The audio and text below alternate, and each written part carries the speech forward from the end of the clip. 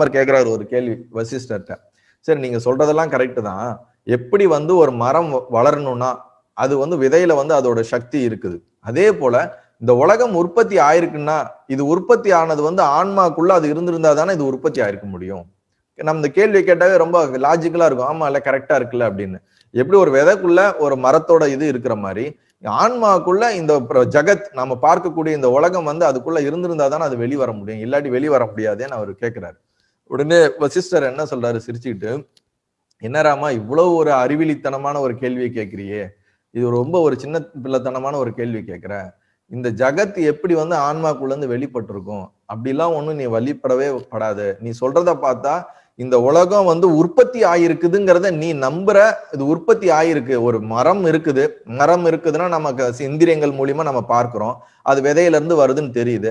அதே போல நீ வந்து இந்த உலகம் நிஜமாலே இருக்குது, அது ஆன்மால இருந்து உருவாகி இருக்குதுன்னு நீ சொல்ற. அப்படிலாம் ஒண்ணும் உருவாக கிடையாது.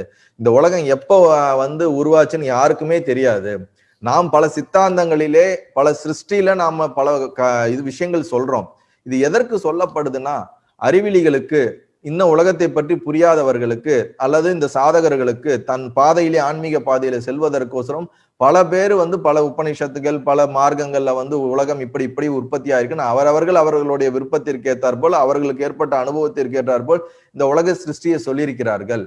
சோ இது நமக்கு வந்து ஒரு குழந்தைக்கு வந்து சோறு ஊட்டும் போது என்ன பண்ணுவாங்க, அங்க பாரு அண்ணன் வராரு, இங்க பாரு வண்டி போகுது பாரு, அங்க பாரு நிலா போகுது, அப்படி இப்படின்னு எதையோ ஒண்ணு சொல்லி குழந்தைக்கு சோறு ஊட்டுவாங்கல்ல. அதே மாதிரி நமக்குள்ள வந்து நான் யாருங்கிற சத்தியத்தை கண்டுபிடிக்கிறதுக்கு அது உடனே நம்மளை திரும்ப முடியாது. நம்ம எடுத்தோடனே நம்ம மனசு என்ன கேள்வி கேட்கும், பிறவி இருக்குதா இல்லையா, ஆன்மா இருக்கா இல்லையா, உலகம் இருக்கா இல்லையா, இது யார் படைச்சது, பிரம்மா படைச்சாரா, சிவன் படைச்சாரா, விஷ்ணு படைச்சாரா, இந்த மாதிரி ஏகப்பட்ட கேள்வி நமக்குள்ள வரும். இதெல்லாம் பதில் தெரியாம நான் என்ன பண்ண மாட்டேன், ஒத்துக்க மாட்டேன். நீங்க சொல்றதெல்லாம் நான் பிரம்மம்லாம் ஒத்துக்க மாட்டேன் அப்படிங்கிற அந்த ஒரு சின்ன பிள்ளைத்தனமா நம்ம எப்படி ஒரு அது தடுப்போமோ அந்த மாதிரிதான் வந்து இந்த உற்பத்தி ஆனதுக்கு உண்டான கேள்வி எல்லாம் கேட்டோம்னா அந்த கிரியேஷன் எப்படி நடந்துச்சுன்னா இவ்வளவு நேரம் உற்பத்தி பிரகடனத்தை பத்தி தான் சொன்னாரு. ஆனா இங்க வந்து அப்படியே அதுக்கு என்ன பண்றாரு, ரிவர்ஸா பதில் சொல்றாரு.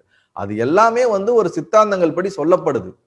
அதெல்லாம் எதற்கு, உன்னோட புரிதலுக்காக சொல்லப்படுகிறது. உண்மையில என்னன்னா இந்த மாதிரி ஒரு பிரபஞ்சம் உருவாகி இருக்குது, உண்மையிலே உற்பத்தி ஆயிருக்குன்னா அந்த மாதிரிலாம் உற்பத்தின்னு ஒண்ணு கிடையவே கிடையாது. ஏதோ ஒரு சனத்துல நீ உட்கார்ந்து இருக்கிற, உனக்குள்ள ஒரு எண்ணம் வருது, அந்த எண்ணம் வந்து பல எண்ணங்களாக மாறுது, அது ஒரு உருவம் கொடுக்குற, ஒரு கற்பனை பண்ற. இப்போ உனக்குள்ள இந்த எண்ணம் வந்து இந்த கற்பனை பண்ணதுக்கு யார் இதை உருவாக்குனா, எப்படி உருவாகுச்சு? இல்ல பிரம்மா வந்து உனக்குள்ள உருவாக்குனாரா? கிடையாதே. உனக்குள்ள ஒரு ஸ்பான்டனிட்டியா அதுக்குள்ள வெளிப்படுது இல்ல. அதே மாதிரிதான் இந்த பிரம்மாக்குள்ள இருந்து ஸ்பான்டனிட்டியா வெளிப்பட்ட ஒரு விஷயம் உனக்குள்ள இருந்து வெளிப்பட்ட விஷயம் தானே தவிர இது ஒரு அப்பீரன்ஸ் தான். நம்ம பாக்குறது வந்து ஒரு தோற்றம் தான். இதுக்கு ஒரு ஆரம்பமும் கிடையாது, இதுக்கு ஒரு முடிவும் கிடையாது.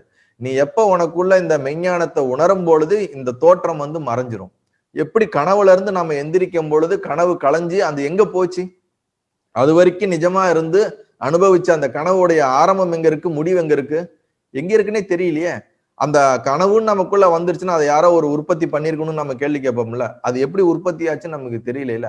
அதே போலதான் இந்த உலகத்தோட கிரியேஷனும் இதோட எண்டும் நாம பார்க்கும்போது இதுக்கு எந்த இதுக்குமே ஒரு முழுமையான ஒரு பதிலை கொடுக்க முடியாது. ஆனா மனதுக்கு ஒரு சமாதானத்துக்கு எல்லா சித்தாந்தங்களும் ஒரு பதிலை கொடுக்கிறதே தவிர அதை வைத்துக்கொண்டு இந்த உலகம் முழுமையாக உற்பத்தி ஆகிறது எல்லாம் நீ நினைச்சுக்காத. உன் மனசுதான் இந்த உலகமா பறந்து விரிஞ்சிருக்குது, விஸ்தரிச்சிருக்குது. அதுக்கு நான் உனக்கு ஒரு உதாரணமா ஒரு கதையை சொல்றேன். இதுல இருந்து நீ புரிஞ்சுக்கோ இந்த மனசு எவ்வளவு கெப்பாசிட்டியானது, எவ்வளவு தூரம் இது எல்லா இடத்துலயும் பரவி இருக்குது அப்படின்னு அவர் சொல்றாரு. நல்லது.